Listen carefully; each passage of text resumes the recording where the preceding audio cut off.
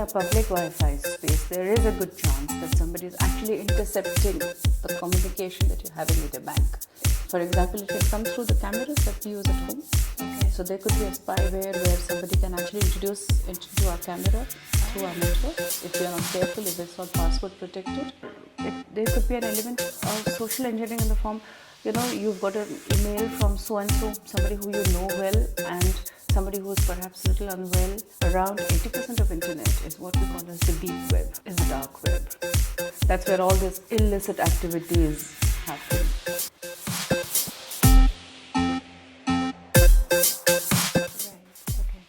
So, in case of an attack, right, your data gets stolen. Yeah. What happens with that data? Very often, of course, it lands in bad hands because that's the way it is, right?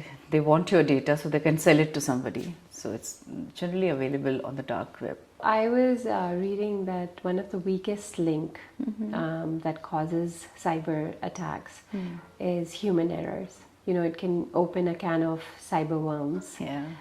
What are some of the common mistakes that we make? I think the number one mistake that we make is our password management. We employ such easy passwords. We have something like QWERTY 12345 ABCD 1 hash, because from our perspective, we want to have a password that we can easily remember, because we have to remember so many passwords. It becomes really difficult. The second thing, what we do is that we write it down somewhere. It's very easy for us to lose that piece of paper, but that chances are a little low, of reaching into somebody's hands. So whenever we are using this password, on that server, there are constant attacks. It's called as a brute force attack, because they want to know how many passwords are there and against whose username. Okay. But very often people think of a nursery rhyme and use words of that rhyme, to create a password. So there are different ways of creating a password, but do remember to have different passwords for different websites. Wow. So your banking transactions will have different passwords, your shopping sites should have different passwords. So God forbid if one is breached, they can't use the same against, because your name will be the same. Yeah. So it's easy for hackers to find out how to do that. And it's important not to have passwords which actually reflect some of the important events of your life. And so as a fun fact, women tend to do that. So their marriage anniversary, their birth of their children, all those birth dates become their passwords for a host of reasons, because it's easy to remember.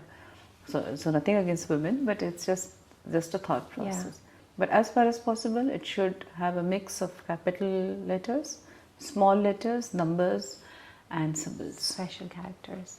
Yeah. Right. So there's so many times that I'm logging in, for example, my Gmail, right? So suppose I have an iPad where I've never logged in, or I'm using another Gmail account. I mean, you have a couple of them anyways, right? So it's like this, okay, now you go to your Google Photos and click a tick to make sure that it is you.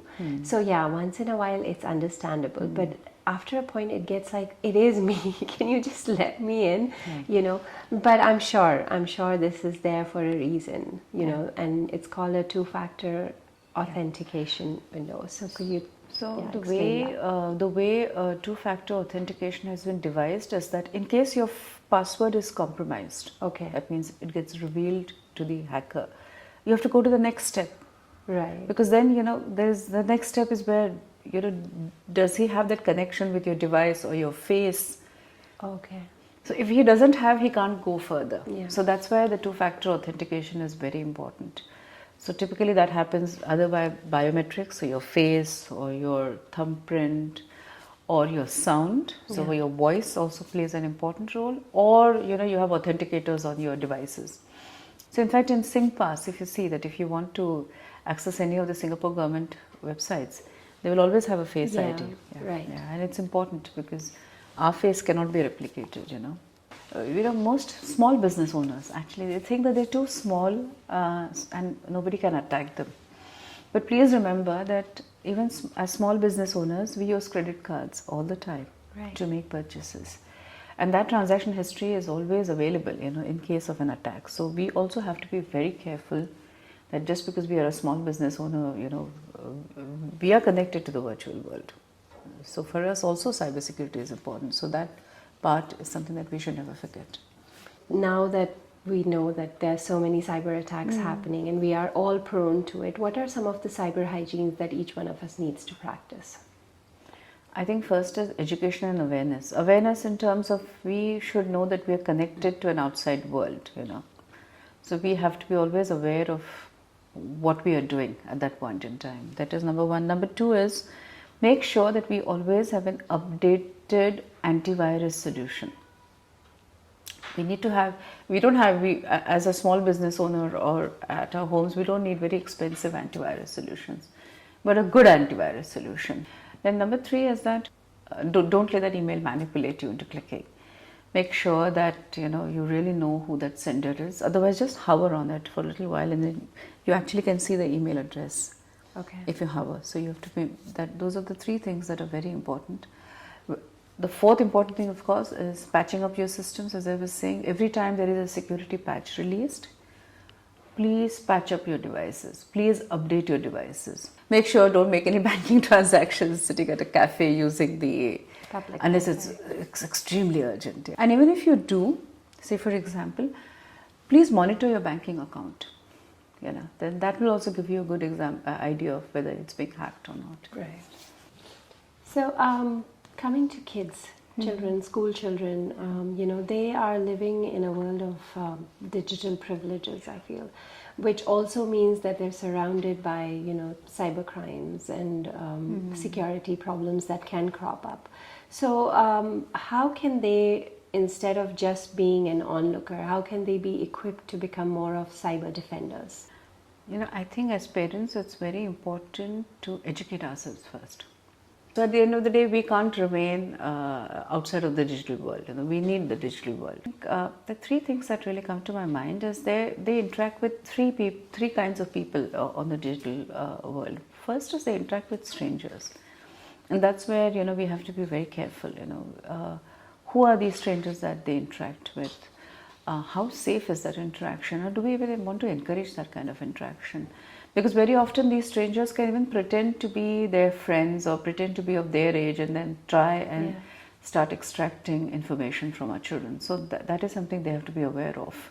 That's really called catfishing, and they really need to know who they are interacting with. Secondly is the interaction with their own peers, and the problem there becomes if their interaction is happy, it's a good interaction. Peers is somebody who they even know.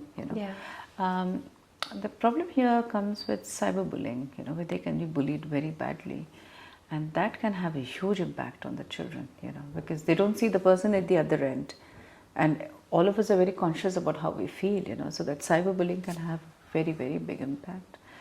And the third is also self, our own, the children's own self.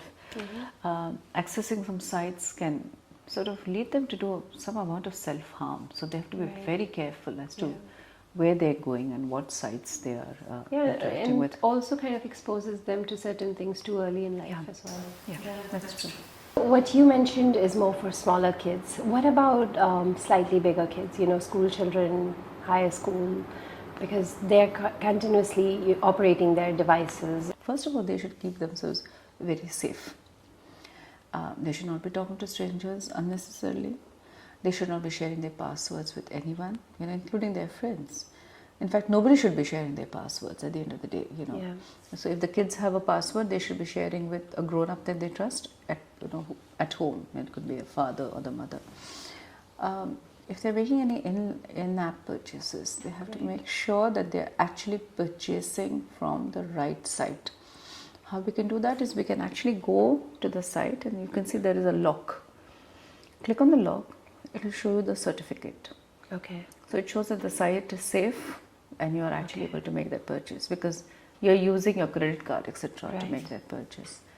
So it's important that they know that they can go and check, and they can do that. They can easily go and check. If we sort of put that onus and responsibility on them, I think they'll become very empowered and take that responsibility very seriously. So in that sense, that empowerment is very important. So they take it very seriously, and they are very safe on internet when they're using internet. Yeah. Okay, great. And if at all, you know, somebody does get exposed to supposed cyber attack, what are the measures one can take? What can one do? So it's important if you think that, you know, we honestly it's very difficult for us to know that there is a cyber attack, but you click on an email that you're not supposed to, and then you realize, oh, I wish I had not clicked on this email because it's taking me somewhere that I'm not supposed to go. Right. Importantly, when that happens, is that the device that you're using to connect to the internet, you isolate that device. That means you stop that internet connection. If it's on a Wi-Fi, you stop that Wi-Fi. Okay. That means there is no further connection, you know, from the device to whoever it is. Because typically what happens is that if the hacker comes to know of your details, they will try and manipulate you from remote. Okay. So that connection has to be stopped. Okay. That is what is important. If you can refresh the device. You know, if it's a phone, you have to refresh it.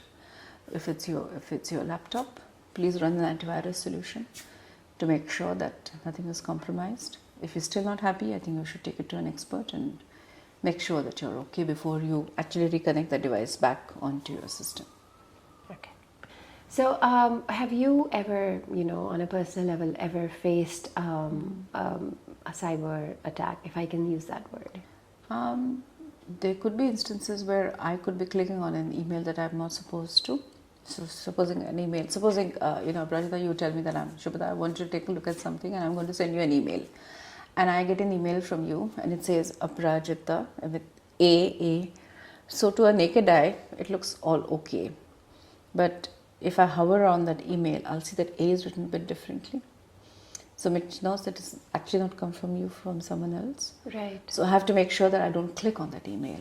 Okay. Yeah. So it can happen to any one of us. There could be a lot of coincidences, you know, where that email has come from, doesn't probably know that you were about to send me an email, but all that coincidentally happened at the same time.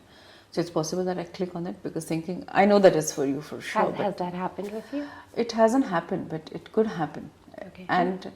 And it's important that hackers have found very sophisticated ways of reaching out to people, and we are always behind the curve, you know. Okay. So again, I think every time any activity we do on the net, we don't do it in a hurry. Take a step back as far as possible, and I think if you do something mindfully, then I think it'll be easier. Yeah. Okay.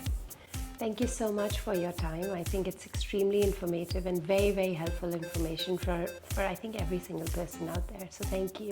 It's a pleasure, Aprajita, but as all of us know, we are all learning all the time, you know, because we are all behind the curve. You know, hackers are always more sophisticated. They think of more sophisticated ways of sort of reaching out to us to compromise our devices. So it's all the things that I've suggested. I think we just follow those few things. I think we'll be part of that ecosystem where we hopefully can keep the hackers at bay. Right.